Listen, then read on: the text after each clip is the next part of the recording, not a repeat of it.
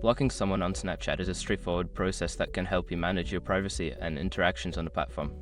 Follow these steps to block a user effectively. Step 1. Open Snapchat. Launch the Snapchat app on your device and log in if you haven't already. Step 2. Go to your friends list. Tap on your profile icon in the top left corner to access your profile.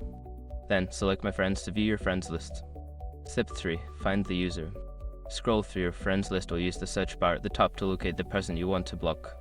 Step 4. Access user settings. Once you find the user, tap and hold their name until a menu appears. From this menu, select More to see additional options. Step 5. Block the user. In the Options menu, tap on Block to prevent the user from contacting you or viewing your stories. Confirm your choice if prompted. By following these steps, you can easily block someone on Snapchat and enhance your experience on the app.